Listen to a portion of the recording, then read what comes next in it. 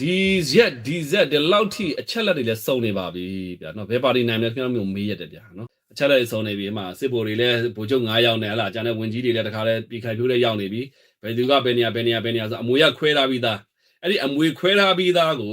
နော်စိတ်မချနိုင်ဘူးဖြစ်နေတဲ့အတွက်ကြောင့်မလို့အခုစီရေးအပိုင်း3ပိုင်းနဲ့စီရေးအောင်ဖြစ်တဲ့ရွေးကောက်ပွဲအပိုင်း3ပိုင်းနဲ့သွားမှာတစ်အာနာစသိန်းကလေးကသူတို့ဒီရာဇဝတ်ကောင်တွေဖြစ်သွားပြီအာနာသိန်းနဲ့ဒီစစ်တပ်ဟာနော်အဲ့ဒီရာဇဝတ်ကောင်တွေကျူးလွန်တာဒီနိုင်ငံတော်ပုံကမှုအဆင့်ဒေသံကြထိုက်တဲ့အဆင့်ကိုကျူးလွန်တဲ့သူတွေအဲ့တော့သူတို့လုပ်တဲ့ရွေးကောက်ပွဲကိုလိုက်ကြမယ်ဆိုတာဟာအိမ်ကိုတက်ပြီးတော့ဓမြတိုက်တဲ့ဓမြရဲ့လက်ထဲကဝေစုလိုက်တောင်းတာနဲ့အတူတူပဲကျွန်တော်ရွေးကောက်ပွဲပြီးလေငေါ့တော်လိုင်းရရှေ့ဆက်နေသူနည်းနဲ့စားရတော်လိုင်းအားလုံးမောင်းမြန်တိုင်းရှေ့ဆက်နေညညမှုနဲ့ရှေ့ဆက်မယ်ငေါ့တော်လိုင်းဘယ်တော့မှမကြာရှုံးစေရအောင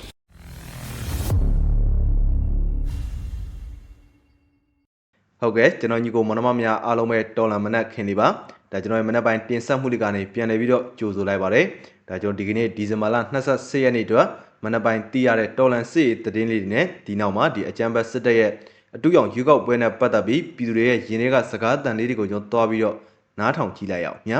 ဒါဒီနေ့မှာဆိုရင်တော့ဒီဇင်ဘာလ28ရက်နေ့ကိုရောက်လာပြီဆိုတော့ဒီအကြမ်းဖက်စစ်တပ်ရဲ့အတူရောင်ရွေးကောက်ပွဲကလည်းဒါဒီကောင်တွေကရရင်ရတယ်လို့အကောင့်ထဲပေါ်သွားမှာပဲဒါကြောင့်တော်လိုင်းတပ်ဖွဲ့တွေဘက်ကလည်းဒါအပြတ်ပြောထားပြီးသားဒီကောင်တွေရဲ့အတူရောင်ရွေးကောက်ပွဲကိုဒါလက်မခံတဲ့အပြင်ကိုမှဒါသူတို့ရဲ့မဲပေးတဲ့ယုံတွေမှာဘယ်ချိန်ဘုံထကွဲမလဲဆိုတာ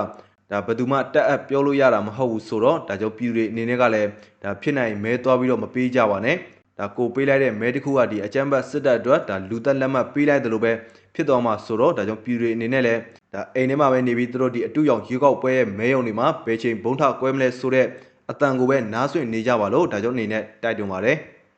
်ကဲတော့ပထမဆုံးဒီတိုက်ပွဲသတင်းကောင်းလေးတွေနဲ့စမယ်ဆိုရင်နေပြီးတော့တက်ကုံမျိုးနဲ့တဲချောင်းကြီးရွာအနီးမှာအကြမ်းဖက်စစ်တပ်စစ်ကြောင်းခိတစခန်းချနေစဉ်ပျောက်ကြားပစ်ခတ်တိုက်ခိုက်ခဲ့ရမှာအကြမ်းဖက်စစ်သား3ဦးသေဆုံးသွားပါတယ်ဆိုတဲ့သတင်းကောင်းလေးကတော့ဒါဒီဇင်ဘာလ25ရက်နေ့ညနေ3နာရီခန့်အချိန်မှာအကြမ်းဖက်စစ်ကောင်စီရဲ့အတူရောင်ရွေးကောက်ပွဲကိုအကာအကွယ်ပေးရန်အတွက်စစ်ကောင်စီတပ်သား20ခန့်ကနေပြီးတော့တက်ကုံမျိုးနဲ့တဲချောင်းကြီးရွာဘက်သို့စစ်ကြောင်းထိုးဝင်ရောက်လာပြီးတဲချောင်းကြီးရွာသို့မရောက်မီခိတစခန်းချနေခဲ့ကြောင်းသိရပါတယ်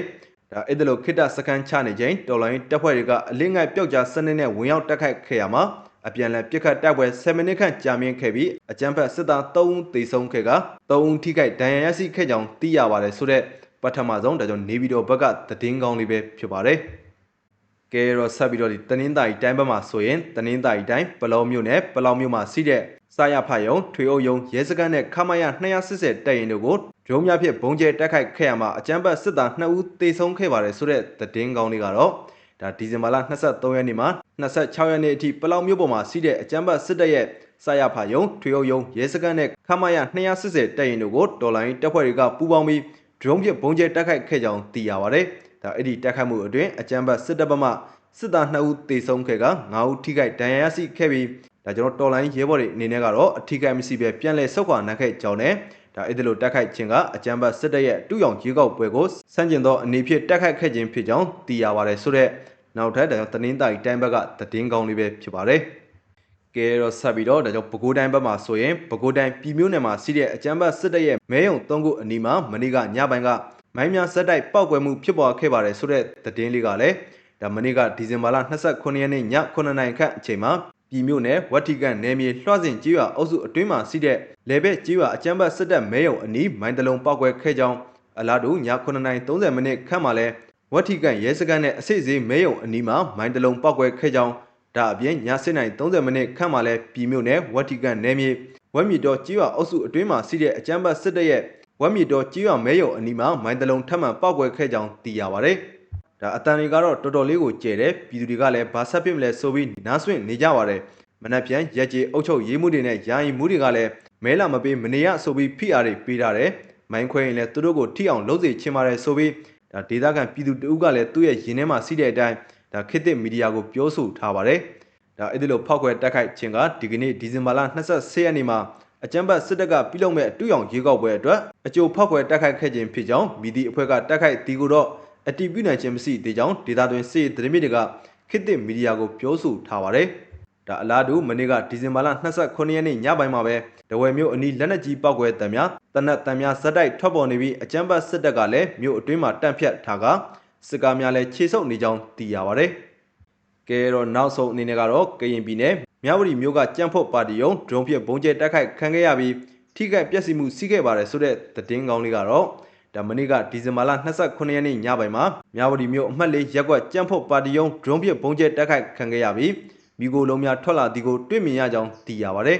ဒါအဲ့ဒီတိုက်ခိုက်မှုအတွင်းဘုံသီးတွေကကြံ့ဖို့ပါတီရုံးပေါ်သို့2ကြိမ်ကြာရောက်ပောက်ကွဲခဲ့ပြီးထိခိုက်ပျက်စီးမှုတွေရှိခဲ့ကအကြမ်းဖက်စစ်သားများရောက်ရှိနေတဲ့အတွက်ကြောင့်ထိခိုက်ပျက်စီးမှုအခြေအနေများကိုတော့အတည်ပြုနိုင်ခြင်းမရှိသေးကြောင်းသိရပါတယ်။ဒီမြဝတီမှာမနေ့ကညပိုင်းကအမှတ်၄ရက်ကွက်ကြံ့ဖို့ပါတီရုံးတွေကိုဘုံနှလုံးကြားရောက်ပောက်ကွယ်တယ်။ဒရုန်းဘုံကျဲတာလို့တော့သိရပါတယ်။အတန်တွေကတော်တော်လေးကိုကျဲတယ်။ဒါပြည်သူတွေကလည်းပျော်နေကြပါတယ်ဆိုပြီးဒေသခံပြည်သူတို့ကပြောဆိုထားပါတယ်ဆိုတဲ့နောက်ဆုံးဒါကြောင့်ကရင်ပြည်နယ်မြဝတီဘက်ကသတင်းကောင်းလေးပဲဖြစ်ပါတယ်။ကဲတော့ဒီအတူရောင်ရေကောက်ပွဲရဲ့မဲယုံတွေမှာဘဲချင်းဘုံထကွဲမလဲဆိုတာဒါဘယ်သူမှတက်ပြောလို့မရဘူးဆိုတော့ဒါကြောင့်ပြည်သူတွေအနေနဲ့ကလည်းဒါဒီကောင်တွေကိုမဲသွားမပေးဘဲနဲ့သူတို့ရဲ့မဲယုံမှာဘဲချင်းဘုံထကွဲမလဲဆိုတဲ့အတန်ကိုပဲနားဆွင့်ပြီးနေကြပါလို့ဒါကြောင့်အနေနဲ့တိုက်တွန်းရင်းနဲ့ပဲဒါဒီမနေ့ပိုင်းတင်ဆက်ပေးခဲ့တဲ့မြေပြင်စစ်သတင်းလေးတွေကတော့ဒီလောက်ပါပဲဒီနောက်မှာပထမဆုံးဒီရန်ကုန်မြို့ပေါ်မှာဒီအကြမ်းဖက်စစ်အုပ်စုကပြုလုပ်မဲ့အတူရောင်ရေကောက်ပွဲဆန့်ကျင်ရေးလှုပ်ရှားမှုပြုလုပ်ခဲ့ပါတယ်ဆိုတဲ့ရုပ်သံလေးကိုကျွန်တော်ဆက်ပြီးတော့ကြည့်လိုက်ရအောင်ည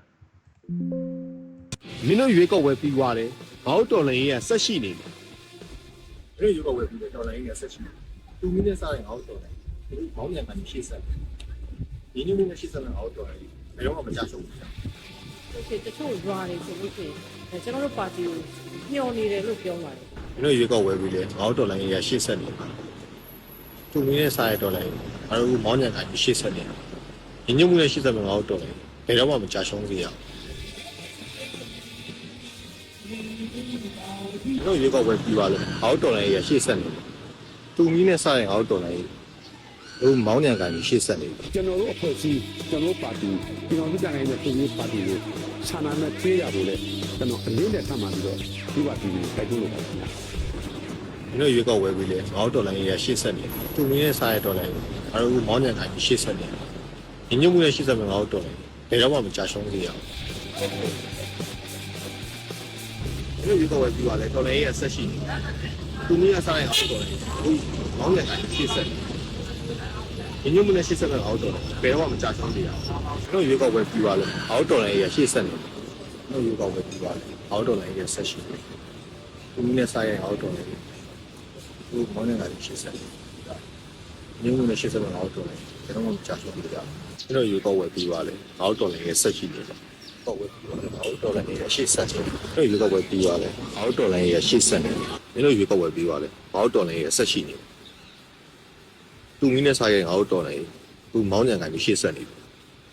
်ညီညွတ်မှုနဲ့ရှေ့ဆက်မယ်အောက်တော်လိုင်းဘယ်တော့မှမကြရှုံးစေရဘူးတို့ရေကောက်ဝဲပြီးပါလေအောက်တော်လိုင်းရဲ့ဆက်ရှိနေတယ်စားရဲ့အောက်တော်လိုင်းသူမောင်းညံကန်ရှေ့ဆက်နေတယ်ညီညွတ်မှုနဲ့ရှေ့ဆက်မယ်အောက်တော်လိုင်းဘယ်တော့မှမကြရှုံးစေရဘူးရေကောက်ဝဲပြီးလေတော်လိုင်းရဲ့ဆက်ရှိနေဒီနေ့ဆိုင်အောက်တော့ဒီမောင်းကြရှိစက်ဒီနေ့ဆက်ဆက်တော့ကြာရှုပ်ပြီလို့ယူတော့ဝယ်ပြီးပါတယ်အောက်တော်လည်းရဆက်ရှိဒီနေ့ဆိုင်အောက်တော့လည်းဒီမောင်းကြကိုရှိစက်ရင်းနှီးမှုရှိစက်အောက်တော့လည်းတော့မချရှုံးရဘူးတော့ဝယ်ပြီးပါတယ်အောက်တော်လည်းရဆက်ရှိ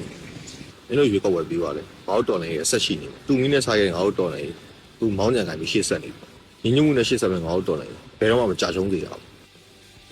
မင်းတို့ရွေးကောက်ပွဲပြီးသွားတယ်။ဘောက်တော်လိုင်းကြီးကဆက်ရှိနေတယ်။သူမီးနဲ့စခဲ့တဲ့ငါ့တော်လိုင်းကြီးအခုမောင်းညံကန်ကြီးရှေ့ဆက်နေတယ်။ညီညွတ်မှုနဲ့ရှေ့ဆက်မဲ့ငါ့တော်လိုင်းကြီးဘယ်တော့မှမကြရှုံးစေရဘူး ကဲတော့နောက်ထပ်ဒီအကြမ်းဖက်စစ်တပ်ရဲ့တူရောင်ရေကောက်ပွဲနဲ့ပတ်သက်ပြီးဒါညီမလေးခင်နှင်းဝေကလည်းဒါဘယ်လိုမျိုးကြပြရွတ်ပြထားအောင်မလဲဆိုတော့ကျွန်တော်ဆက်ပြီးတော့နားထောင်ကြည့်လိုက်အောင်ညာ ရွေးကောက်ပွဲလည်းနီးလာပြီဆိုတော့ရွေးကောက်ပွဲနဲ့ပတ်သက်တဲ့စာလေးကိုဖတ်ပြပါမယ်။ခေါင်းစဉ်ကရွေးကောက်ပွဲအမှန်တရားအတွက်သွေးချောင်းစီးရပြီးမှရွေးကောက်ပွဲတဲ့လားလက်လုံမှာပါဇက်လုံမယ်တန်နေရအတွက်လူရမ်းမှုအားထားတဲ့အညာသားတွေရဲ့အိုးအိမ်ကိုမိရှို့ဓမြတိုက်မရင်းကျင်တက်ဖြက်ဘဝတွေကိုနင်းချပြီးမှတရားမျှတတဲ့ရွေးကောက်ပွဲတဲ့လားမပြိုင်ခင်က25ရာခိုင်နှုန်းအနိုင်ယူကနာဂစ်ကတီလူကတောင်မဲထဲမနိုင်တော့အာနာသိန်းတရေခွန်းလိုဥပဒေတွေနဲ့အပြစ်မဲ့သူကိုဖမ်းစစ်ကြောရေးမှာလူမတိသူမတိ ကြွေလွန့်ခဲ့တဲ့သူရဲကောင်းတွေရဲ့အသက်စီဝေးချွေပြီးမှတရားမျှတတဲ့ရွေးကောက်ပွဲတဲ့လားပညာရေးကိုဖျက်ဆီးဇာရိတ္တရီရိုက်ချိုးကိုအကျိုးကိုပြန်ကြည့်ရုံညံ့တဲ့သူတွေကထားเสียမရှိအောင်ချမ်းသာတာတောင်စားเสียခက်ခဲတဲ့ပြည်သူအပေါ်ကိုအမျိုးမျိုးနှိပ်စက်ညှဉ်းပန်းပြီးမှတရားမျှတတဲ့ရွေးကောက်ပွဲတဲ့လားပြည်သူကျွေးတဲ့ထမင်းကိုစားပြည်သူအားပေးမှုနဲ့ချမ်းသာလာတဲ့အနုပညာသမားတွေကမတရားမှုကိုအားပေးပြည်သူကိုဂျင်းထက်ကျွေးတဲ့လက်ကိုပြန်ကိုက်ခွေးထက်ရုံညံ့တဲ့ကောင်တွေကဝါရဖြန့်ချီရေးဆိုပြီးမှုအပြည့်နဲ့တရုတ်ဆောင်ပြီးတရားမျှတတဲ့ရွေးကောက်ပွဲတဲ့လားမြမပြည်သူတွေရဲ့မျှော်လင့်ချက်ရောင်ကြီးအမေစုကိုအကျဉ်းချပြည်သူတွေရွေးတင်တဲ့ခေါင်းဆောင်တွေကိုထောင်ထဲထည့်နီးမျိုးမျိုးနှိပ်စက်ပြီးမှတရားမျှတတဲ့ရွေးကောက်ပွဲတဲ့လားပြည်သူတွေကလက်ခုပ်ထဲကရေမဟုတ်တော့ဘူးအချွန်ထွက်ပြီးအသွားမြတဲ့ဖန်ကွဲစာတွေဖြစ်ခါမှမဆုတ်ရဲတော့ရွေးကောက်ပွဲကိုအယောင်ပြခွေးထက်ဆိုးတဲ့တတော်ဝါတိုးထွက်တဲ့အပေါက်ကိုရဖို့အတွက်တရားမျှတတဲ့ရွေးကောက်ပွဲတဲ့လားအဲ့ဒါလေးပါပဲရှင် ကဲတော့နောက်ထပ်ဒါကြောင့်ဦးမင်းကိုနိုင်ရဲ့စကားလေးတွေကိုကျွန်တော်ဆက်ပြီးတော့နားထောင်ကြည့်လိုက်အောင်ညာ ကမ္ဘာသမိုင်းတစ်လျှောက်လုံးမှာဖြစ်ခဲ့သမျှလက်နက်ကင်တော်လှန်ရေးအားလုံးကိုမင်းတို့ကလည်းကွာနှစ်ဖက်လက်နဲ့တွေနဲ့တိုက်နေကြတာပဲနားလာပြီးတော့ပြောသလိုဖြစ်နေတာပေါ့ဗျာနော်တကယ်ကဓမ္မနဲ့အတ္တမကိုကွဲကွဲပြားပြားမပြောရဲမဆိုရဲဖြစ်နေရှာကြတာပါအဲ့တော့ကျွန်တော်တို့ဒါမတရားမှုမှန်သိတယ်ဘာကြောင့်လဲဆိုတော့ဗျာတရားမျှတတဲ့ရှင်းလို့တဲ့ရွေးကောက်ပွဲလှုပ်ပြီးပြီဗျာလှုပ်တယ်ရလက်ထွက်တယ်နော်အမြင့်ဆုံးအာရဗန်ဖွဲ့စည်းဖြစ်တဲ့အဲ့ဒီရွေးကော်ကနေပြီးတော့ဒီရလက်ကိုလက်ခံတယ်အတီးပြုတယ်ပြီးပြီလေဗျာဆိုတော့အဲ့ဒါကိုမတရားဖြတ်ပြီးတော့မတရားဖမ်းတယ်မတရားတတ်တယ်ဆိုတဲ့အဲ့ဒီမတရားမှုတွေပေါ့နော်အဲ့ဒါတွေကိုမပြောရဲပဲနဲ့ခင်ဗျားတို့နှစ်ဖက်တိုက်နေကြတာလေဗျာနာနေပါပြီဗျာနောက်တစ်ချိန်ရွေးကောက်ပွဲလှုပ်ပြီးတော့ပြန်ပြိုင်တာပေါ့ဆိုတာကတော့ကိုယ်စဉ်းစားကြည့်လေဗျာဒါဆိုလို့ရှိရင်တော့ကျွန်တော်တို့ကိုချင်းတိတ်ခါအရာကောနိုင်ငံရေးရဲ့ကျင့်ဝတ်အရာကောစဉ်းစားတာကြည့်ကျွန်တော်မပြောတော့ဘူးဒီဟာကိုစဉ်းစားတတ်ပြီဆိုဒါတော့ဗျာကြေးတော်မျိုးကျွန်တော်မျိုးအတွေးခေါ်တွေပေါ့ဘာကြောင့်လဲဆိုတော့အင်အားကြီးတဲ့လူလို့တပြမှန်လိမ့်မယ်ဆိုတဲ့အယူဆကျွန်တော်ပြောနေတာဗျဟိုပါပဲဓမြတိုက်တဲ့ဟာကိုငြိမ်လေးနေလိုက်ဓမြကပြန်ပေးတဲ့ပေးသနာတဲ့ဝေစုနဲ့ပဲကျင်နှက်လိုက်မဟုတ်ရင်စိတ်ဆိုးသွားပြီးတော့ဓမြမှမရပဲနေဦးမယ်ဆိုတဲ့အထာပဲဗျနော်ဆိုတော့ကကျွန်တော်တို့ကပြည်သူလူထုသဘောထားစံတာဟာအရေးကြီးဆုံးမဟုတ်ဘူးလားအဓိကမကြအကြဆုံးမဟုတ်ဘူးလားပေါ့နော်တကယ်တော့စစ်တပ်ဆိုတာ institution တစ်ခုပဲဗျ institution တစ်ခုကဂျေနတ်မှသာလင်ဂျေနတ်အောင်လုပ်ယူရမယ်ဆိုတော့ခင်ဗျားမဲပေးတဲ့ပြည်သူတွေကိုဘယ်လိုလုပ်မှာလဲသေးသေးချာချာစဉ်းစားကြည့်တော့တကယ်လုပ်လို့ရတယ်ဆိုရင်တော့ဘယ်လိုလုပ်မှာဒီပုံးထဲကိုထက်လို့ပဲပြောင်းပြောလိုက်ကြတော့ဗောဒါပဲဗောစစ်တပ်ကကြိုက်တဲ့ရလက်ဆိုတာကသူကြောတော့နောက်ခံပြုထားတဲ့ပါတီဗောသူ့ပါတီပါဒါစစ်တပ်ရဲ့ပါတီဗောနော်ဒါကိုပဲပေးကြပါတော့လို့ပြောနေတာပဲဒါဆိုလို့ရှိရင်အရင်တော့ကပြီးခဲ့တဲ့တကယ်တရားမျှတတဲ့ပြီးခဲ့တဲ့ရွေးကောက်ပွဲရလက်ခါပြည်သူလူထုမှားလို့စစ်တပ်ကအာဏာသိမ်းတာဆိုတဲ့အဓိပ္ပာယ်ရောက်နေတယ်အဲ့ဒါတော့ကိုယ်စကားကိုပြန်ပြီးတော့စီနေညဖို့ပါဗျနော်လာမယ့်ရွေးကောက်ပွဲနဲ့ပတ်သက်ပြီးတော့ဦးမင်းကိုနိုင်ပြောခဲ့တာဓမြတွေဝေစုခွဲရမှုတွဲဝင်မပါပါနဲ့လို့မှတ်ချက်လေးနဲ့ပတ်သက်ပြီးတော့နည်းနည်းလေးတည်တည်ချာချာရှင်းပြပေးပါဟောဒီလိုပါဗျာကျွန်တော်တို့ရဲ့အလုပ်ကဓမ္မနဲ့အာရမတကယ်မြန်ချင်းဆန်လာပြီးအားပြန်လာဆိုတော့တလောကလုံးပြတန်တရားတစ်လျှောက်လုံးလဲဓမ္မနဲ့အာရမအများအားပြန်ရတာပါပဲအဲ့ဒီမှာဓမ္မဘက်ကမပါရဲလို့ကြောက်လို့ဆိုရင်လဲငြိမ်နေလိုက်ဗျာ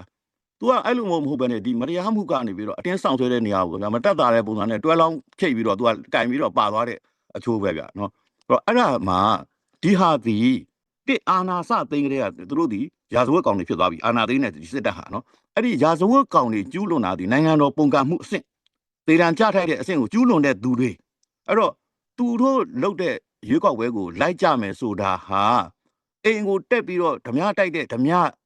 ရဲ့လက်ထဲကဝေစုလိုက်တောင်းတာနဲ့အတူတူပဲကျွန်တော်ပြောတာဓမြကိုပြန်ပြီးတော့ခုခံရမယ်အစားပေါ့နော်ကျွန်တော်တို့ရတာနဲ့ခုခံပါပဲခင်ဗျာအိမ်ရှိမှငကြည့်အောင်ရှိငကြည့်အောင်ကျွန်တော်အများအားပြောတယ်ဒုစင်ဒုတ်ဓာတ်စင်ကပြန်ခုခံကြတာပဲအဲ့တော့ခုခံတဲ့သူတွေကခုခံနေတဲ့အချိန်မှာမခုခံရဲဘူးကြောက်တယ်ဆိုရင်ငြိမ်နေဒါပဲအဲ့လိုမဟုတ်ဘဲနဲ့ဟိုဘက်ကပါတယ်လို့ဒီရွေးကောက်ပွဲဆိုတဲ့ဒီခေါင်းစဉ်တတ်ထားတဲ့အတုအယောင်ဒါဒီကျွန်တော်ခုနပြောပြီးပြီသူတို့အတွက်ကအင်မတန်အရေးကြီးတာကတရားဝင်ဖြစ်မှုအတွက်သူတို့ကြံဖန်ပြီးတော့လုပ်နေရကြတာသူတို့ဗျာဒီကိုခင်ဗျာဒီတိုင်းဆက်နေလို့လည်းဘလုံးမရတော့ဘူးဗျာသူတို့ရဲ့ခေါင်းကင်ဖခင်နိုင်ငံကနေပြီးတော့သူတို့ကိုမင်းတို့အရောက်လဲတော့မလဲလို့မရဘူးလို့ပြောနေတဲ့အချိန် အဲ့ဒီအချိန်မျိုးမှာသူတို့မဖြစ်မနေလိုရတဲ့အချိန်မှာပွဲမဖြစ်အောင်ဝိုင်းပြီးတော့ဟလာညာတံပေးတဲ့သဘောပဲဒါတော့ပဲတတ်နိုင်ရှာတယ်လေနော်အဲ့တော့အဓိကတော်လိုင်းရေးဆက်ခင်ဗျားကြည့်လိုက်ကမ္ဘာနိုင်ငံသမိုင်းတွေမှာတော်လိုင်းရေးတိုင်းမှာတရားလုံးကမဖောက်မပြန်မဲနဲ့တော့ဘယ်တော့မှမနေဘူးကြအဲ့ဒီချွင်းချက်တွေဖြစ်လာပြီဆိုလို့ရှိရင်အဲ့ဒီလူတွေကိုပြန်ပြီးတော့ဖောက်ပြန်တဲ့အာဏာရှင်တွေကပြန်သုံးကြသမျှပဲသူတို့လက်ထဲကိုမိုက်ထည့်ပေးတာပဲသူတို့ဒီမှာမင်းတို့ဘက်ကတော်လန်ခဲ့တဲ့လူတွေတော့မှဒီလိုပြောင်းလဲသွားပြီကွာတွေ့လားဆိုပြီးတော့ဝိုင်းပြီးတော့အဲ့ဒါများဖြန့်ပေးကြတာပဲအဲ့တော့ဒီဟာဒီပြန်ချုပ်လိုက်ရင်အာနာသိန်းရဲ့တော့ရှိရသူကျူးလွန်မှုတွေနော်ဒီပြည်သူလူထုတွေကိုတပ်ဖြတ်ခဲ့တာတွေအကုန်လုံးပေါ့ဗျာအဲ့ဒါတွေအားလုံးအတွက်ကျူးလွန်သူတွေနဲ့ပေါင်းပြီးတော့ဓမြတိုက်ရပါကိုဝေစုခွဲတဲ့ကိစ္စဖြစ်တယ်အဲ့ဒါကြောင့်မလို့မပါမိကြဖို့ပေါ့ဗျာအမှုတွဲကြဖို့ကျွန်တော်နှိုးဆော်တာပါ ရွေးကောက်ပွဲပြီးသွားရင်ခုချင်းနေတဲ့ပိုကောင်းတဲ့နိုင်ငံရေးကွင်ပေါ့နော် political space တစ်ခုပေါ်လာမယ်အဲ့ဒီချင်းတွေကနေပြီးတော့ပိုပြီးကျယ်ဝန်းတဲ့ပိုကောင်းမွန်တဲ့ပတ်ဝန်းကျင်တစ်ခုကိုဖန်တီးရမယ်လို့ပြောနေကြတာရှိတယ်အဲ့ဒါနဲ့ပတ်သက်ပြီးတော့ဦးမင်းကိုနိုင်အနေနဲ့ဗာပြောချင်တာရှိတယ် ပိုကောင်းတဲ့အခင်းအကျင်းဟလားဒီမှာပြည်သူအာဏာကိုလူပြီးသိမ်းခဲ့တာအစရွေးကောက်ပွဲရလဒ်ကိုဖျက်ဆီးခဲ့တာပြည်သူကိုလမ်းပေါ်မှာများစွာပြစ်တက်ခဲ့တာစစ်ကြောရေးမှာနှင်းပန်းတက်ခဲ့တာများစွာမြို့ရွာတွေကိုမီးလောင်သွင်းခဲ့တာများစွာနောက်ဆုံးဗျာဆေးရုံတွေစာတင်ကျောင်းတွေဟလားဘုံကျဲခဲ့တာများစွာအဲ့လိုဆေးရစုမှုများစွာကျူးလွန်မှုတွေများစွာကိုမပြောရဲဘဲနဲ့အေးအေးယူဖို့မပါဘဲနဲ့အဲ့ဒီကောင်တွေကိုဆက်ပြီးတော့ရှင်တန်ခွင့်လည်းပေးဦးမယ်မျက်နှာပြောင်တိုက်ပြီးတော့လည်းထည့်ထားအောင်မယ်နိုင်ငံရေးဥဆောင်မှုခန့်ကဏ္ဍကိုလည်းပေးအောင်မယ်ဆိုတဲ့လို့ရမျိုးမှာအဲ့ဒါပို့ပြီးတော့ကောင်းတဲ့အခင်းချင်းလားလို့ပဲကျွန်တော်တို့ပြန်မေးမယ်လေနော်ရိုးရိုးလေးဗျာအဲ့ဒီမှာရတဲ့အယိုးအရင်အဝေစုခွဲပေးတာကိုယူမှာကိုပိုကောင်းတဲ့အခင်းအကျင်းလို့ဆိုလိုနေတာလားပေါ့နော် ကဲတော့နောက်ဆုံးအနေနဲ့ကတော့ဒါကိုမမောင်လဲဒါကြောင့် credit ပေးပါတယ်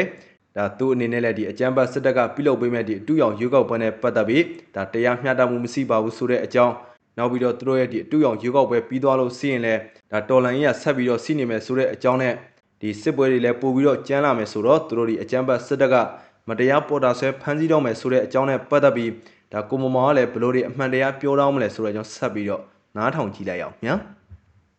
ာကျွန်တော်ကမြေပြင်သတင်းတွေအားဖြင့်ကျွန်တော်ကြိုသိထားတာတွေကဘာလဲဆိုရှင်ခင်ဗျားတို့မြေပြင်ကအုပ်ကြီးတွေစီရရတဲ့တဲ့နော်အုပ်ကြီးတွေခင်ဗျားတို့ပဇာလေးပိုက်သွားပိတ်ထားအောင်ဘာကြောင့်လဲဆိုတော့တို့ကလည်းမင်းတို့ဘာမှလာပြောမနေနဲ့တဲ့ငါတို့ကမင်းနိုင်မှာနော်မင်းတို့ဒီရွေးကောက်ပွဲပြီးသွားလဲငါတို့ဘက်တက်မှာမပူနဲ့ဆိုတဲ့ပုံစံမျိုးကြိုတင်ပြီးတော့တို့ကအကုန်လုံးလုံးဝတို့ကိုတို့လုံးဝအဘောခေါ်မယ်ဆိုတော့နေရာနဲ့ပတ်သက်ပြီးတော့လုံးဝစိတ်ချယုံကြည်နေရတဲ့သူတွေဖြစ်နေပြီကိုမောင်နဲ့ဘယ်ပါတီအနိုင်ရမလဲတဲ့ခင်ဗျားတို့သိတဲ့အတိုင်းပဲဗျာနော်ဒီဇက်ဒီလောက်ထိအချက်လက်တွေလည်းစုံနေပါပြီဗျာနော်ဘယ်ပါတီနိုင်မလဲခင်ဗျားတို့မျိုးမေးရတယ်ဗျာနော်ဘယ်ပါတီနိုင်မလဲမေးရလဲနော်မေးရသေးတယ်အချက်လက်စုံနေပြီအမှစစ်ဗိုလ်တွေလည်းဗိုလ်ချုပ်9ယောက်နဲ့ဟလာကျန်တဲ့ဝင်ကြီးတွေလည်းတခါလဲပြည်ခိုင်ဖြိုးလည်းရောက်နေပြီဘယ်သူကဘယ်နေရာဆိုအမွေရခွဲထားပြီးသားအဲ့ဒီအမွေခွဲထားပြီးသားကိုနော်စိတ်မချနိုင်ဘူးဖြစ်နေတဲ့အတွက်ကြောင့်မလို့အခုစီရေးအပိုင်း3ပိုင်းနဲ့စီရေးကဖြစ်တဲ့ရွေးကောက်ပွဲအပိုင်း3ပိုင်းနဲ့သွားမှာအဲ့ဒီရွေးကောက်ပွဲအပိုင်း3ပိုင်းမှာစီရေးကဘယ်လိုအောင်မြင်လဲဆိုတာတော့စောင့်ကြည့်ပါဗျာခက်တာကတော့အခုတိတ်မကြခင်မှာတစ်ဖက်ကဒေါ်လာအင်အားစုတွေအနေနဲ့ကလည်းဟိုတပ်ပေါင်းစုဖွဲ့နိုင်တယ်ဆိုတဲ့ခါကျတော့